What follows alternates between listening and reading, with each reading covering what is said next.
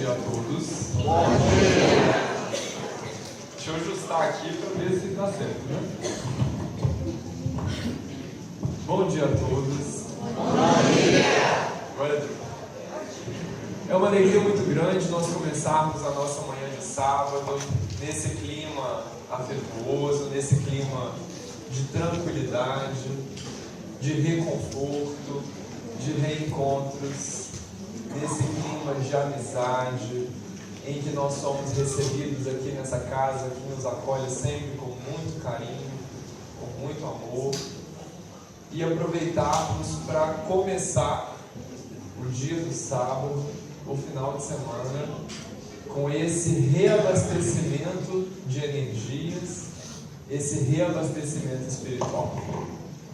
É muito importante nós dedicarmos esses momentos para voltarmos o nosso pensamento para nós mesmos, a fim de que a gente consiga não só escutar, mas principalmente compreender, e em compreendendo, viver, colocar em prática, fazer. Porque se nós só viermos aqui, sentarmos, assistirmos uma palestra, só viermos ao tratamento, ouvirmos as orientações e sairmos porta afora e não nos modificarmos, o efeito pode até ter tido alguma valia, mas com certeza não terá a mesma eficácia de quando nós nos transformamos intimamente, de quando nós fazemos por nós aquilo de melhor que nós poderíamos desejar para quem a gente mais ama, para quem a gente mais quer bem. Muitas das vezes focamos a nossa atenção em dedicações de amor a outras pessoas. E nós às vezes nos esquecemos que devemos nos amar, talvez até muito mais do que qualquer outra pessoa. Porque se eu não tenho, como que eu ofereço para alguém? Como que eu posso distribuir carinho? Como que eu posso distribuir amor? Como que eu posso distribuir afeto? Se eu também não tenho comigo. Então, é muito bom nós podermos começar a manhã de sábado com esse clima de tranquilidade, com esse clima de amorosidade, fraternidade, para aliviar as nossas tensões, aliviar os nossos corações e nos colocar à disposição de sermos auxiliados e de auxiliar na seara do Cristo. E essa semana é uma semana extremamente especial. É uma semana digna de ser refletida com muito carinho por todos nós. Na última quarta-feira, foi dia 3 de outubro. E 3 de outubro de 1804, nascia na cidade de Lyon, na França, alguém por quem temos um carinho muito especial: Allan Kardec. Nasceu com o nome de Hippolyte Léon Denisard Rivail. Cresceu, foi estudar na Suíça, no Castelo de Verdun, sendo orientado pelo professor Pestalozzi, onde ele aprendeu diversas matizes das ciências naturais que existiam e eram compreendidas na época. Estudou anatomia, estudou astronomia, física, matemática, gramática francesa. E quando ele se formou, quando ele terminou os seus estudos, ele sai do Castelo de Verdun, da escola onde ele estudava, volta para a França, de onde ele havia saído para os seus estudos, e lá ele começa as suas atividades de docência. Ele se torna professor. Em se tornando professor, ele começa a escrever livros, ele começa a lecionar nas escolas de Paris. E o nome dele ficou tão conhecido nos estudos da gramática francesa, principalmente, que ele tem livros publicados na gramática que até hoje são reverenciados na França. Ele publicou seus livros de gramática por volta ali do ano de 1840, 1830, e até hoje os livros dele são tidos como referenciais nos estudos da gramática francesa. Mas havia uma outra matiz da ciência que ele estudava e que ele se interessava muito, chamada magnetismo. Havia um estudioso naquele tempo chamado Anton Franz Mesmer, e ele começou os estudos em torno do magnetismo, e o professor Rivail se viu muito interessado nos conceitos que Mesmer trazia sobre magnetismo. E como ele era uma das pessoas que tinha mais condições de falar sobre magnetismo naquele tempo, porque estudava em profundidade, ele foi convidado por um amigo chamado Fortier a conhecer um fenômeno que estava intrigando a França naquele tempo. As pessoas se reuniam, como nós estamos aqui reunidos hoje, para a promoção de saraus. Nesses saraus, que eram apresentações, quem já foi num sarau sabe mais ou menos como é. Nesses saraus, reuniam-se pessoas para assistir a apresentações de um fenômeno que era muito intrigante. Eram mesas que flutuavam e giravam e dançavam no ar. Eram saraus das mesas girantes. Esse Fortier, amigo do professor Rivail, o convida para assistir aos saraus porque queriam entender o que estava acontecendo. Porque pensa só, imagina alguém chegar para você na sua casa, você está lá na sua casa, no seu trabalho, no seu cotidiano, alguém chega para você e fala assim: fulano, está acontecendo um sarau ali que as mesas ficam dançando no ar. Vamos lá entender e conhecer o que é isso? Eu tenho certeza que aqui vai ter gente que a curiosidade vai falar mais alto, vai querer ir lá para ver o que é. Mas eu tenho certeza que vai ter gente que não vai passar nem perto. E mexer com essas coisas é bem complicado, né? Vai que aparece um negócio esquisito ali dentro. E o professor Rivail, quando ouve aquela história pela primeira vez, ele não vai. Ele diz assim: Fortier, isso é uma modinha. E como tudo que é modinha, vai passar. Eu não vou perder meu tempo, que é um tempo muito importante, para me dedicar ao estudo de uma coisa que eu sei que é modinha. Isso daí está mais para uma loucura desse povo todo que está indo lá. E eu não vou dedicar meu tempo para isso não. Isso era mais ou menos 1852, 1853. Só que aconteceu uma coisa. A modinha que começou modinha virou uma modona. E o negócio não passou. Quando foi por volta do ano de 1854, quase 1855, ele percebe que a coisa tomou uma proporção muito grande. E o Fortier estava insistindo, sabe aquele amigo perseverante, para não dizer insistente, que começa a falar, fala e não para de falar? Ele ficou insistindo. Até que um dia o professor Rivail cedeu. Deixa eu lá conhecer o que é isso. E ele foi. Quando ele foi, ele se sentou assim na última fileira, na cadeira lá no canto, lá onde nosso amigo está lá na cortina, lá no cantinho, para que ele pudesse observar o todo, porque ele queria entender tudo o que estava acontecendo naquele ambiente. E ele começou a ver que as pessoas prestavam muita atenção, que haviam algumas pessoas que ficavam à frente e que se diziam as produtoras daquele fenômeno, serem as responsáveis por aquele fenômeno acontecer. E as mesas começavam a flutuar, levitar, e sambavam, dançavam e faziam uma festa. Ele achou aquilo uma maluquice, uma doideira. Ele se levantou do final do sarau, determinado: eu vou desmascarar essa loucura.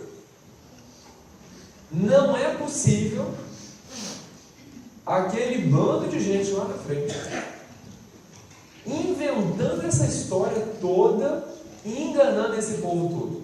Não é justo que essas pessoas sejam enganadas. Eu vou desmascarar esse negócio. E aí ele começou a frequentar os saraus assiduamente, para ele poder observar cada detalhe, cada movimento, cada sinal. É da mesma forma quando nós nos aproximamos de um lugar que a gente não conhece. Pode ser que alguém que esteja aqui hoje veio aqui pela primeira vez, não sei o que é, deixa eu ver, né? Vai chegando, olha para um lado, olha para o outro, esse pessoal todo de branco aí na porta, como é que é isso? Senta, de repente começa a cantar, esse pessoal está cantando, tem gente que até sorriu para mim, tem gente que até me abraçou, aí de repente alguém começa a falar, o que essa pessoa está falando. Acontece, não acontece? A gente fica um pouco desconfiado, não sei o que está acontecendo, não conheço nada. Ele ficou do mesmo jeito. Do mesmo jeito. E ele começou a traçar hipóteses. Hipóteses que eventualmente justificariam aquele fenômeno, aquele acontecimento. Quando ele começa a levantar as suas hipóteses, ele levanta uma hipótese de que havia alguém por trás batendo na mesa e a mesa flutuando. Logo ele viu que havia uma força natural chamada gravidade que não permitiria que acontecesse da forma como acontecia. Ele levanta a hipótese de que forças magnéticas pudessem estar atuando sobre aquela mesa e levitando daquele jeito. Ele viu que o magnetismo não era suficiente para explicar. As mesas produziam barulhos. Aí ele levantou a hipótese de que havia um mecanismo que produzisse o barulho na mesa. Foi lá, averiguou, não tinha nada. Ele chegou a levantar uma hipótese, olha que interessante. Essa é uma hipótese extremamente interessante. Atrás da nossa perna tem um tendão. Olha a hipótese que ele levantou para justificar o barulho da mesa. Atrás da nossa perna tem um tendão que, dependendo da forma como você movimenta a sua perna, esse tendão pode estalar, gerar um barulho tal que parece o barulho de uma pancada na madeira. Olha a hipótese. Logo ele viu que não tinha condição disso acontecer, né? Porque o barulho era alto e não tinha jeito do estalar de pernas fazer esse barulho. Quando ele averiguou todas as possibilidades plausíveis, explicáveis aos olhos da matéria, das ciências tradicionais daquele tempo, ele viu que nada era suficiente para explicar aquele fenômeno. Nada. E a partir disso, a partir do momento que nada justificava aos olhos da ciência tradicional o que estava acontecendo, ele compreende, ele chega à conclusão de que havia uma força extra-material, fora da matéria, atuando sobre aquele fenômeno. E não era uma força qualquer, porque ela não se movimentava ao acaso. era uma força inteligente que produzia aqueles fenômenos de forma lógica, de forma concreta. À medida que ele foi estudando e compreendendo, ele conseguiu estabelecer um sistema de comunicação com aquele fenômeno. Estabeleceu o sistema de comunicação pela escrita, posteriormente pela fala, e foi compilando essas informações de modo a escrever um livro, codificar, reunir as informações que ele levantou em um livro. E publicou esse livro no dia 18 de abril de 1857, na livraria, numa das livrarias mais badaladas de Paris naquele tempo, numa das livrarias mais conhecidas naquele tempo. Era melhor ser conhecido em Paris e desconhecido no resto do mundo do que ser conhecido em todo o mundo e não ser conhecido em Paris. Porque Paris, naquele tempo, era o centro cultural do planeta Terra. Então ele vai até a livraria da Viúva d'Anty, na Galeria d'Orléans, e publica a primeira edição de O Livro dos Espíritos.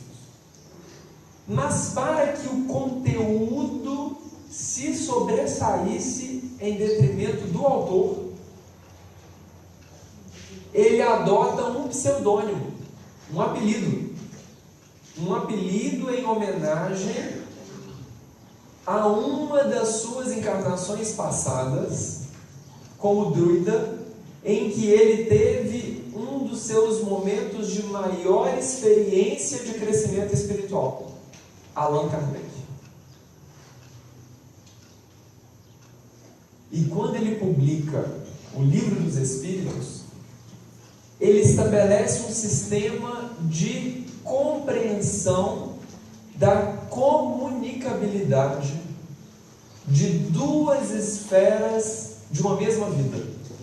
A esfera, o campo espiritual e o campo da matéria.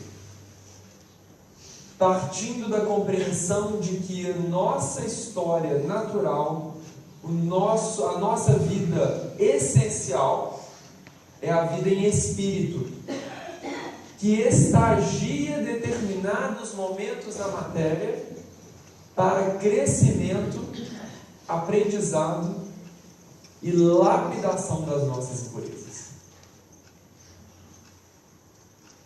A partir dos diálogos tratados entre Allan Kardec e os amigos espirituais que coordenaram esse processo, deu-se início a esse sistema de comunicação que hoje nós chamamos de Espiritismo.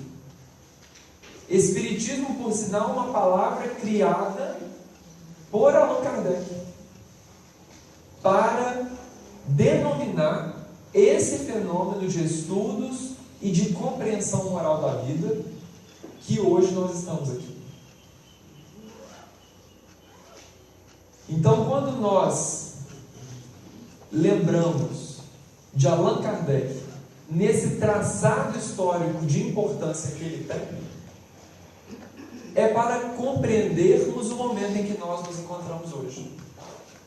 Porque a partir do momento que ele traz essa comunicabilidade, essa compreensão dos dois âmbitos da vida, isso vem para nós de extrema relevância. Isso vem para nós de extrema importância. Por quê? Justamente porque o que ele mais nos auxilia é justamente amenizar as nossas dores do coração.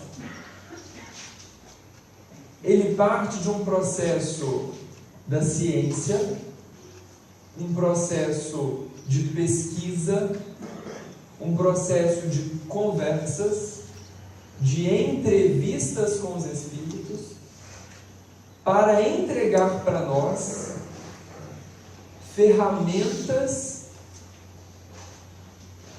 que trazem consolo às nossas vidas. Mas como que isso acontece em se falando de Espiritismo?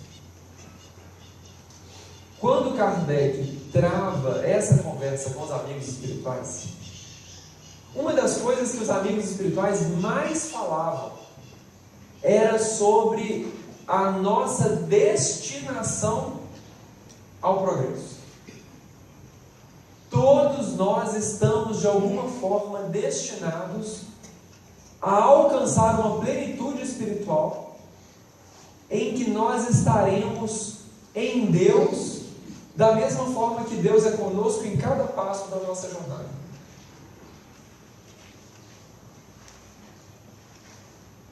E Kardec, ouvindo essa orientação dos amigos espirituais, se inquieta.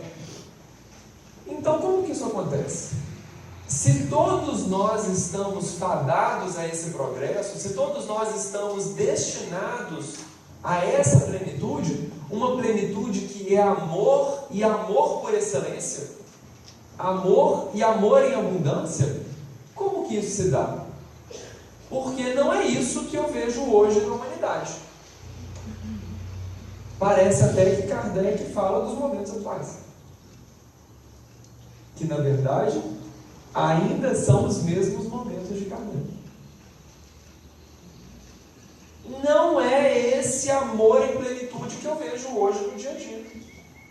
Não é esse respeito mútuo, respeito recíproco, essa agregação de pessoas, não é isso que eu vejo hoje. Como que isso acontece? E a partir desses questionamentos de Kardec, os amigos espirituais começam a traçar uma explicação muito bonita, que talvez fale das nossas realidades pessoais. Eles mostram para Kardec, e isso vem descrito no Livro dos Espíritos, que está aqui na frente. Acho que é o número aqui, né? Segundo? É o verdinho, então. Está aqui na frente. Começa a trazer no Livro dos Espíritos explicações muito belas sobre tudo o que existe no universo.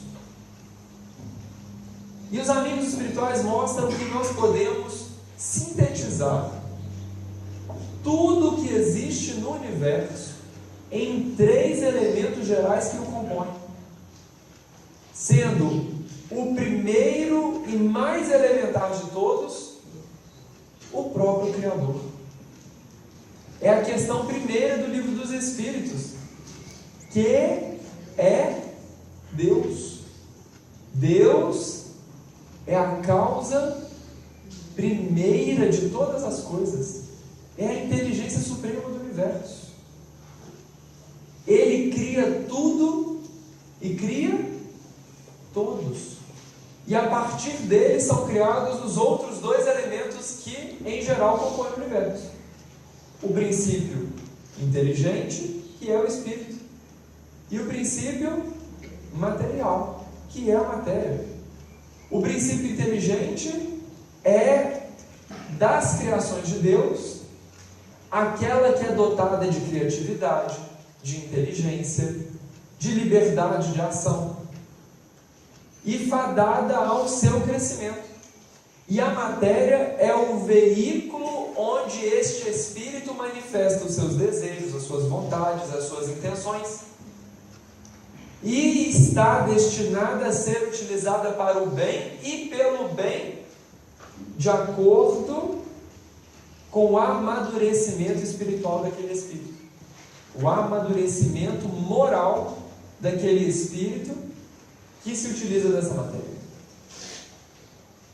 E este espírito especificamente, que é quem vai conduzir os passos dessa matéria, ele é criado de uma forma muito especial, algo que os amigos espirituais chamam de simples e ignorante.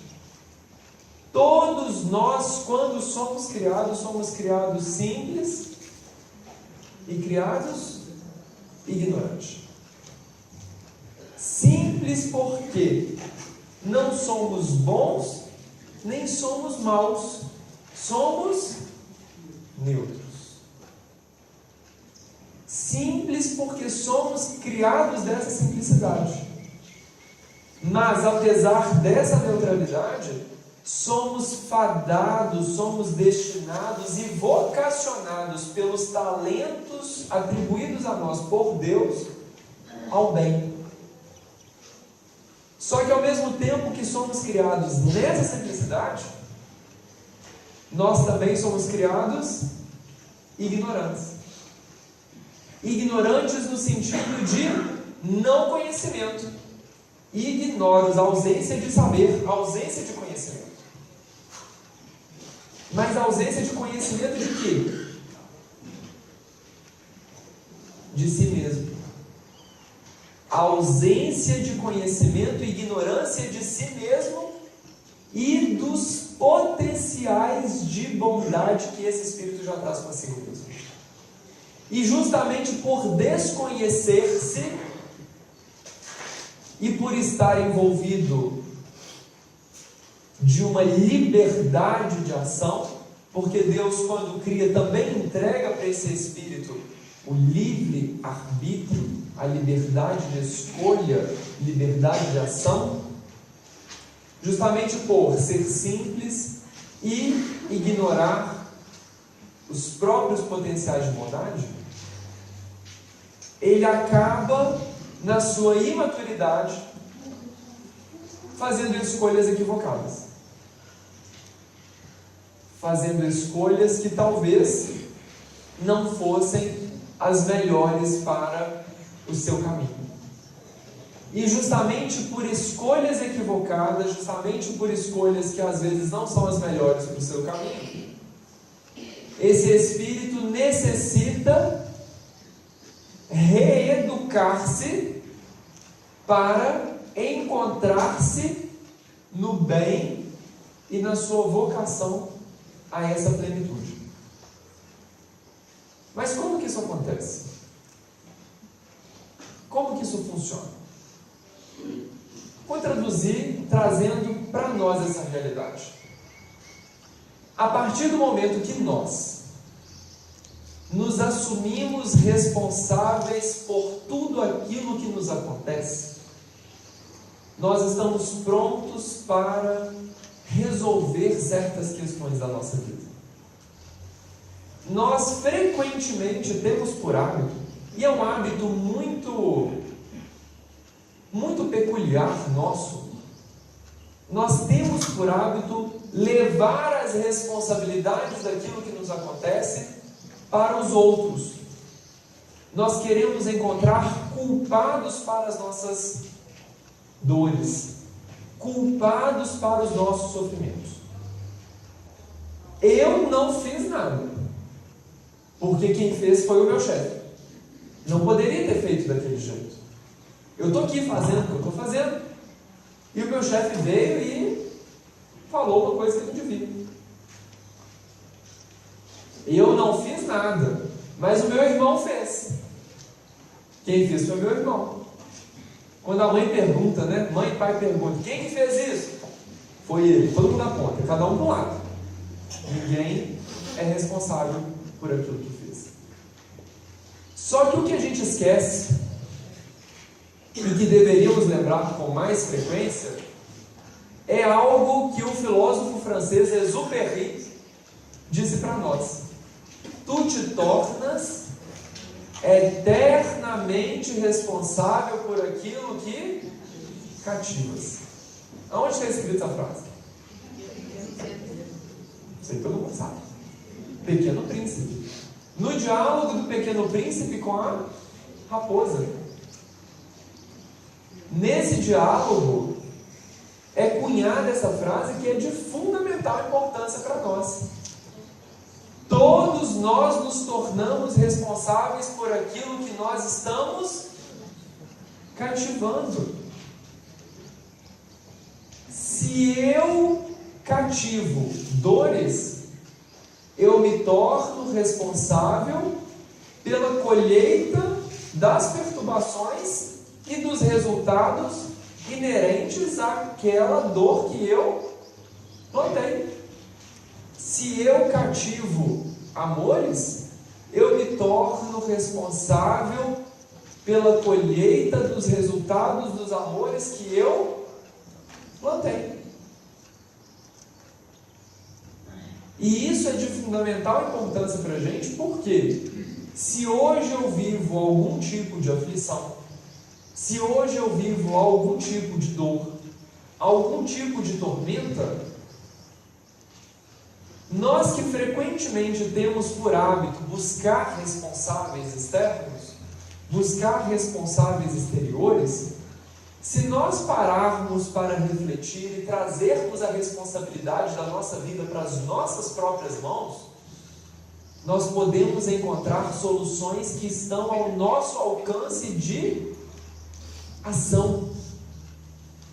Porque eu não tenho como, por mais que eu queira, mudar a vida do outro, mudar o que acontece e o que se passa no pensamento do outro, mas eu tenho plenitude de ação sobre aquilo que se passa no meu pensamento, sobre aquilo que acontece na minha vida. Eu sou Deus Senhor de mim mesmo, e sob o meu comando mental, o meu comando em espírito, estão milhares, trilhões de células sendo diariamente influenciadas pela ação positiva ou perturbadora do meu próprio pensamento. Se eu penso bem, o meu corpo corresponde ao bem que eu penso. Se eu faço gestos de amor, eu estou cativando em mim mesmo amores e o meu corpo corresponde a isso.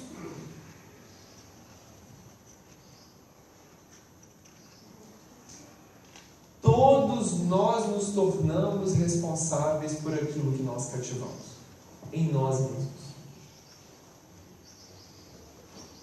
Por mais que a gente queira encontrar responsáveis, encontrar culpados, por mais que a gente queira modificar o outro, isso não é possível. Eu posso estar aqui falando, e pode ser que para uma ou outra pessoa, ou até mesmo para todos, essas reflexões não façam sentido algum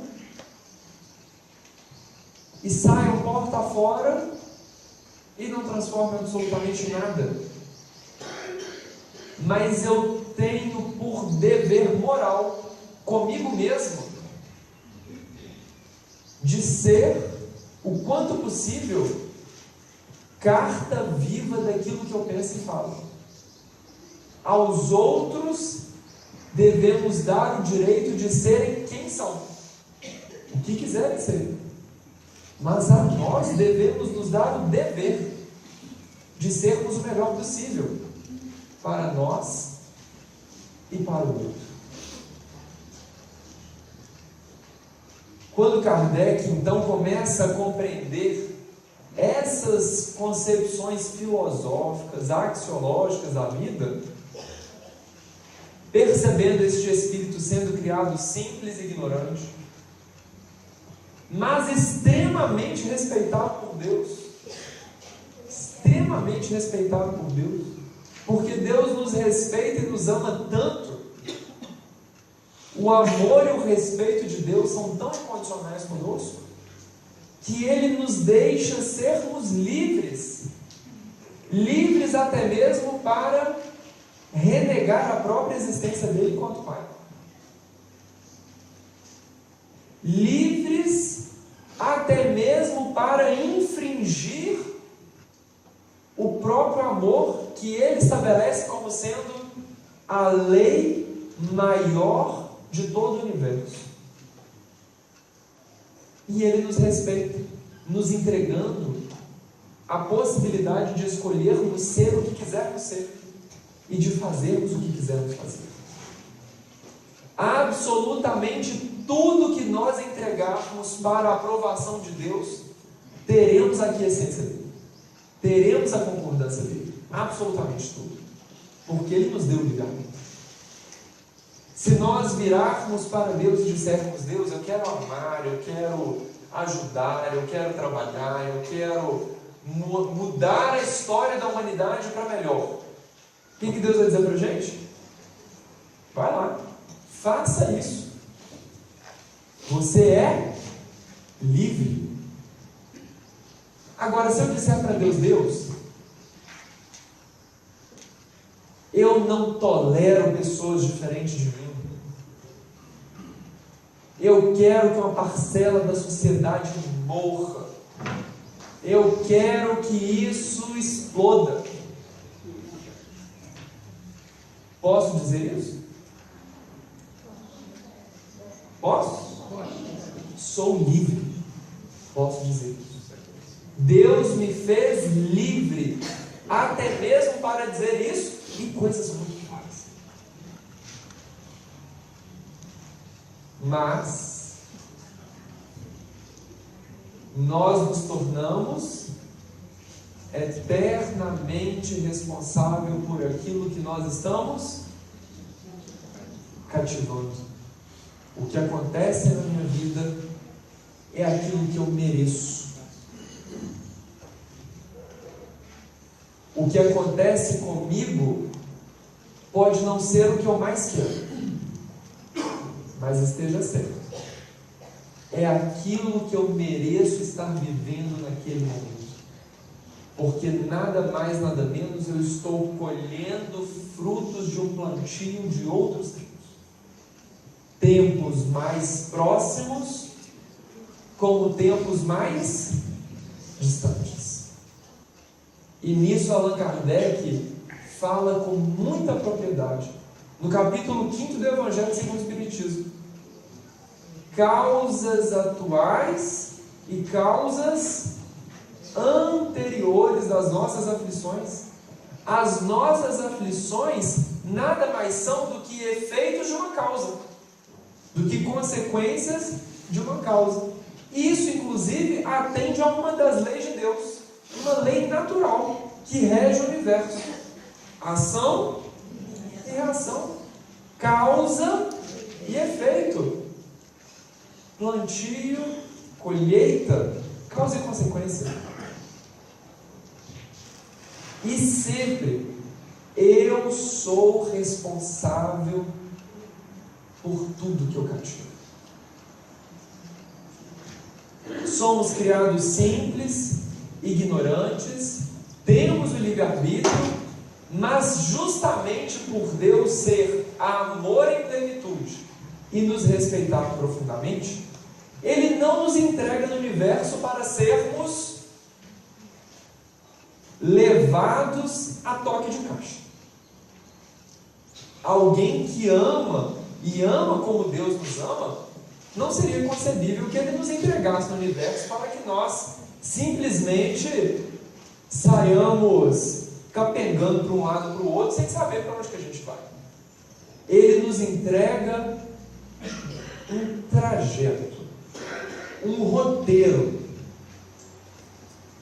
E esse roteiro é fundamental para nós, para justamente alcançarmos essa plenitude.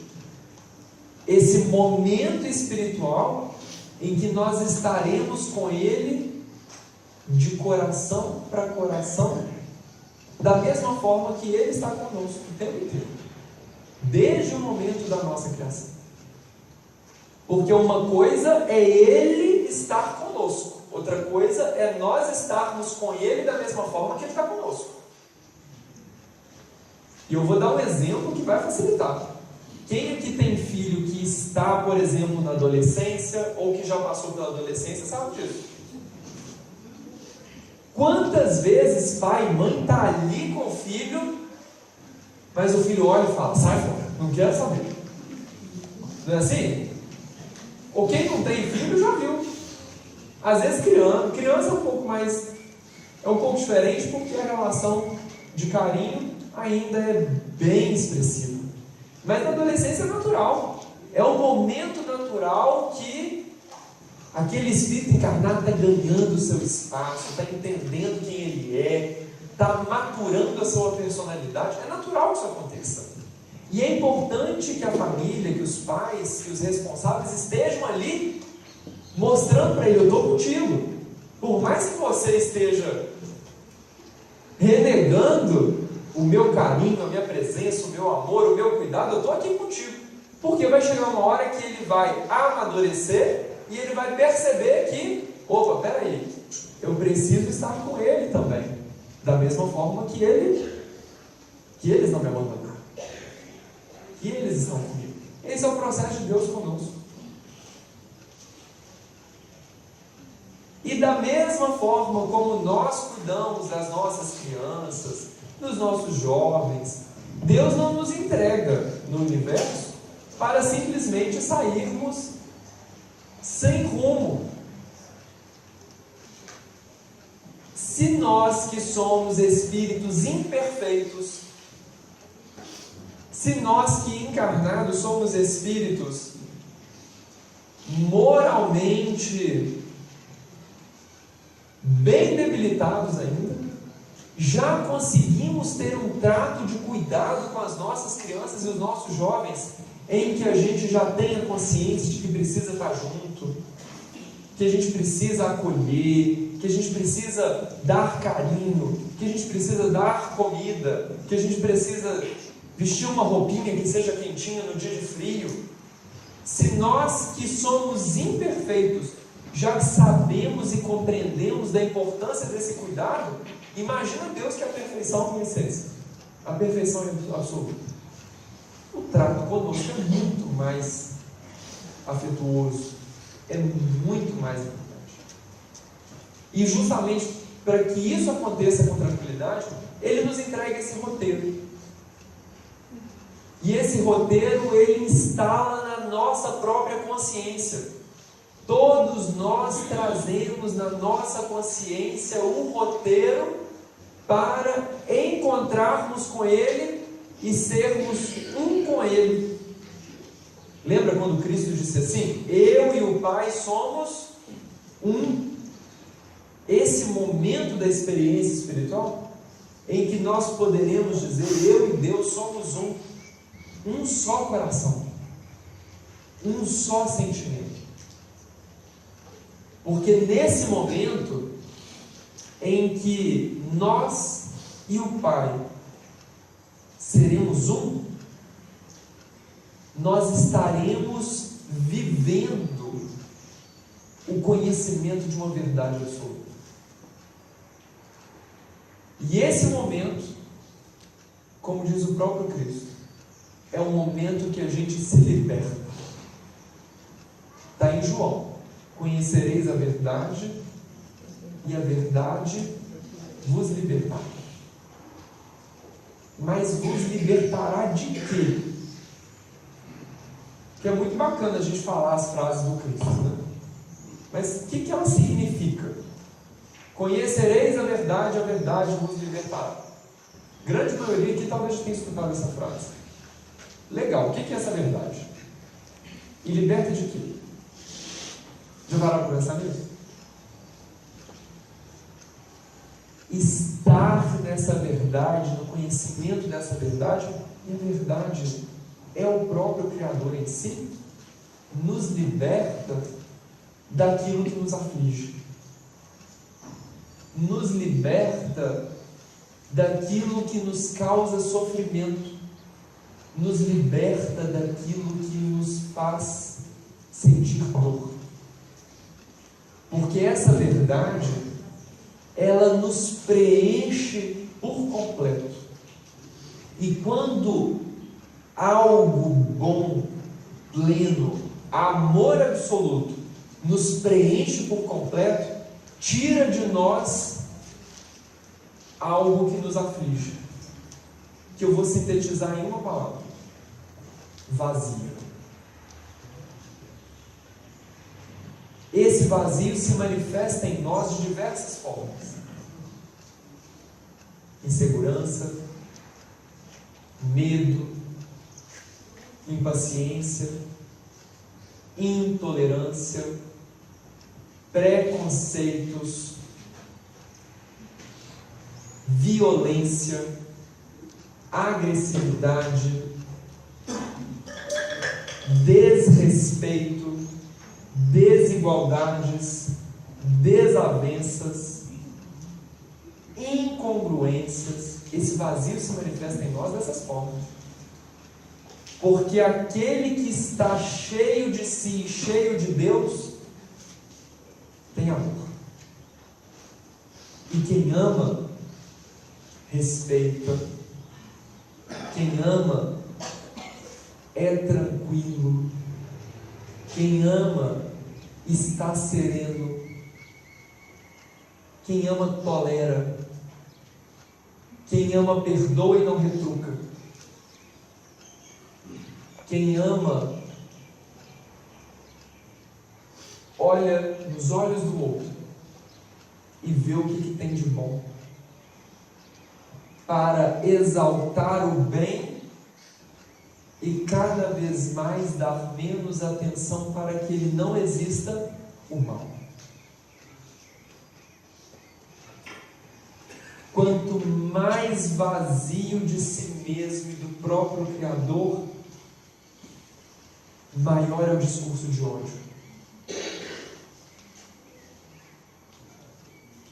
Quanto mais precário for o conhecimento de si mesmo e do próprio Cristo, mais inseguranças e incertezas nós vivemos.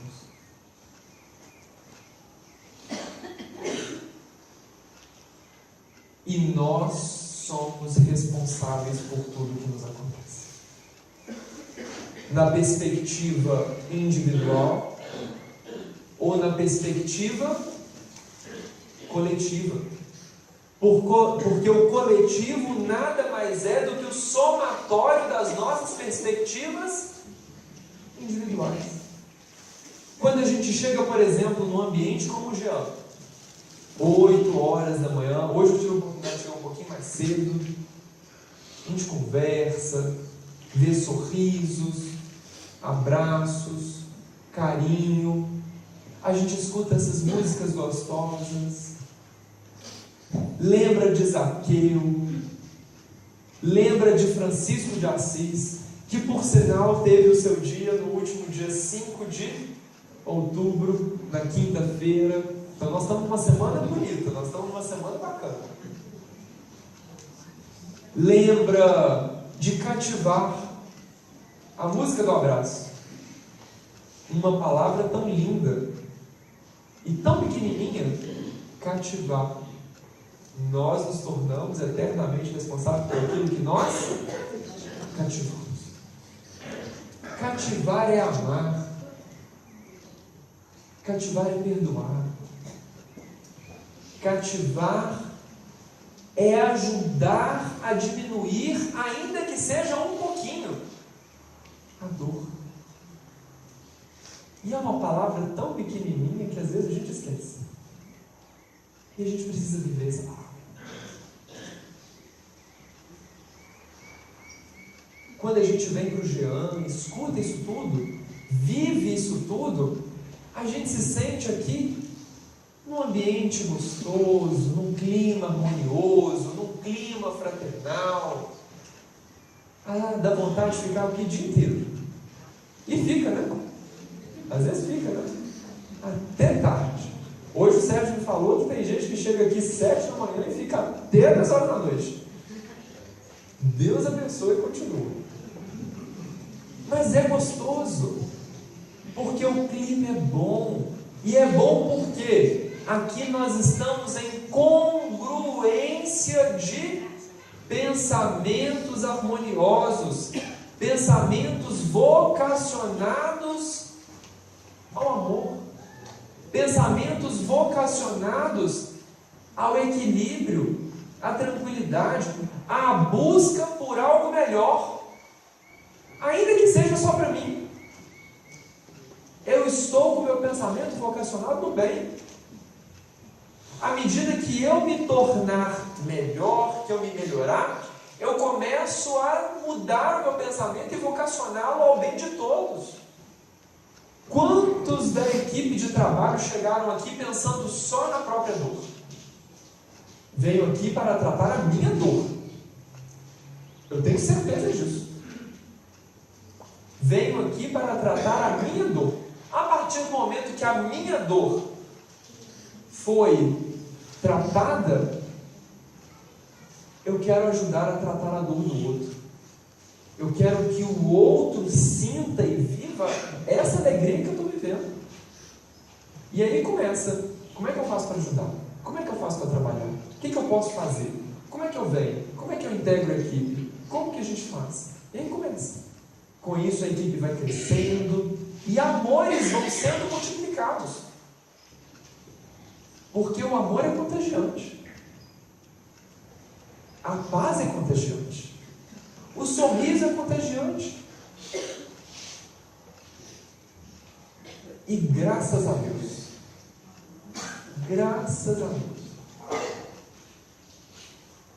os preconceitos já nos soam estranhos. Os discursos de ódio já nos soam estranhos. E a gente pode até estar se perguntando: poxa vida, nós estamos aqui em 2018, está aí falando que nós estamos fadados ao progresso, está aí falando que nós estamos vocacionados ao amor, à plenitude, mas se eu chegar na minha casa agora, eu vou ver corrupção, eu vou ver crimes, violência, eu vou ver eleições, eu vou ver só coisas aflitivas. Esse menino é doido. Vai lá, fala de um monte de coisa bonita que não tem nada que ver com a nossa realidade. E até parece isso mesmo. E eu concordo com vocês se vocês pensarem assim. Mas o que nós precisamos entender é o seguinte: que por mais que nós ainda estejamos vendo no nosso Brasil, no nosso planeta Terra, tantas aflições, tantas angústias, tantos crimes, tantas situações conflituosas, nós já vemos no nosso planeta Terra cuidado e responsabilidade com o meio ambiente. Por mais que não seja 100%, nós já pensamos em cuidados com o planeta Terra.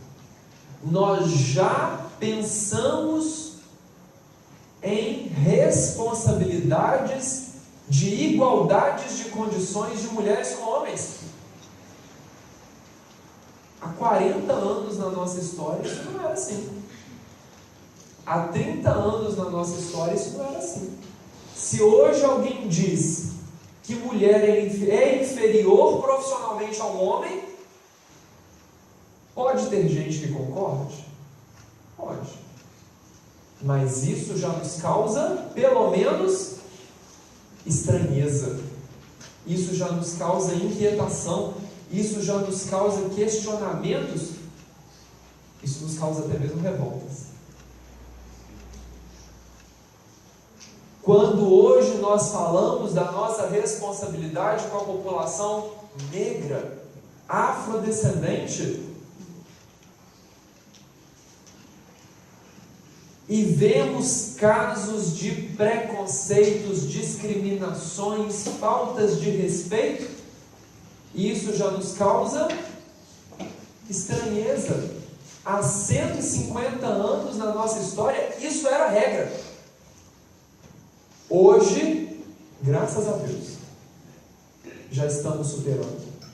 Aos trancos e barrancos, mas nós estamos superando. Nós já queremos saber dos representantes do nosso estado, do nosso país, quais são as políticas vocacionadas à educação. Há 100 anos isso era irrelevante, não fazia diferença. Hoje nós já temos esse cuidado. Nós estamos vivendo um momento na nossa história que Kardec descortina o trajeto para compreendermos a importância de nós mesmos como agentes de todo esse processo. É um momento em que estamos aumentando o potencial luminescente do nosso planeta. E à medida que estamos aumentando esse potencial luminescente, enxergando coisas que nós não enxergávamos antes, nos inquietando com questões que nós não nos inquietávamos antes, expurgando dores que trazíamos debaixo do tapete. Mas é preciso que a dor ecloda, que a angústia ecloda, que o mal apareça, para que ele seja limpo, que a sujeira seja vista, para que ela seja tratada, para que ela seja extirpada, esterilizada. Nós estamos nesse momento, que é um momento muito bonito do nosso tempo. E aí vai ter gente que vai me perguntar assim: poxa vida, já li um livro do Chico Xavier que diz o seguinte: Brasil, coração do mundo, pátria do Evangelho. Mas que raio de diacho de pátria do Evangelho no Brasil desse jeito? A bela pátria do Evangelho do jeito que nós estamos, né? E e eu provo que é. Porque o Cristo, ele disse: eu não vim para os que são sãos, mas eu vim para os que são doentes. E quem achava que a pátria do Evangelho era a pátria de luzes e flores, estava enganado. Porque a pátria do Evangelho é a pátria do Cristo. E a pátria do Cristo é a pátria de tratamento, hospital de dores e de almas. Aqueles que falhamos, porque se estamos aqui, estamos nessa condição. Aqueles que falhamos em toda uma história evolutiva do nosso planeta, estamos na pátria do Evangelho, para por intermédio do Evangelho sermos tratados. Somos merecedores da vida que vivemos. O nosso pensamento, a nossa vontade, as nossas ações constroem a vida que nós vivemos. Sejamos extremamente responsáveis por aquilo que nós estamos cativando. Cativando no campo pessoal, cativando no campo coletivo, cativando nas escolhas de uma eleição que vai acontecer amanhã.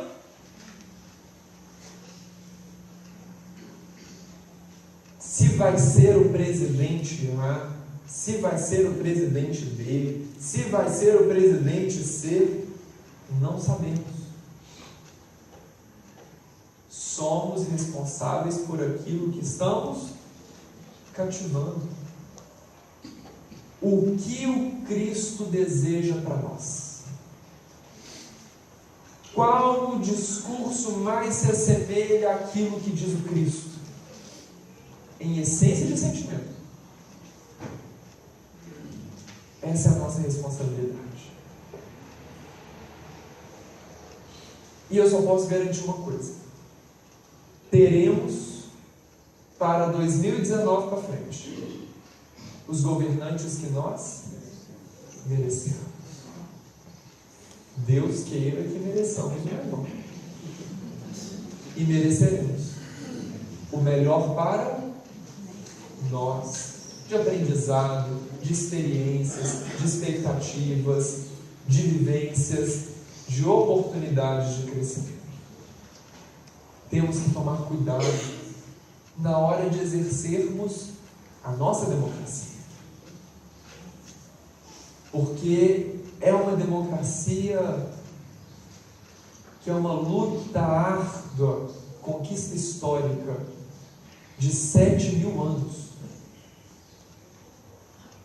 Podermos estar aqui cantando, falando, indo para o tratamento, exercendo a nossa liberdade religiosa de encontro com Deus, isso é uma conquista histórica de 7.000 anos.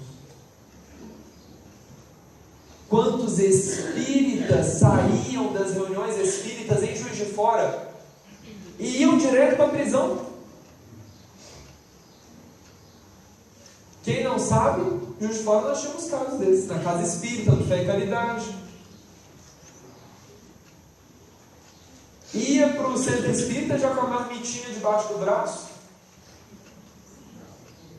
porque sabia que terminava a reunião pública, o camburão da polícia estava na porta e era passar 2 dias na cela. Isso aconteceu. Muitas vezes, não foram poucas vezes, não. Então precisamos ter cuidado, ter atenção e carinho com a gente mesmo. Porque Deus nos ama, nos respeita profundamente, quer o nosso melhor. E todos nós merecemos ser felizes. Jesus nos guarde no seu infinito amor e bondade.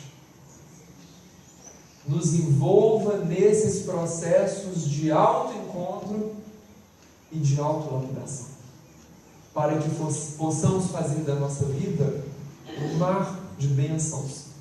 Hoje melhor do que ontem, amanhã melhor do que hoje.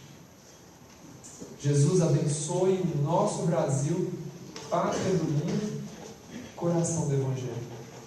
Que estejamos cada vez mais próximos e com o Evangelho vivo do Cristo, que ama, respeita, agrega, tolera e faz da pátria do Evangelho uma pátria de amor, que entrega flores e se afasta das dores. Jesus nos abençoe a todos.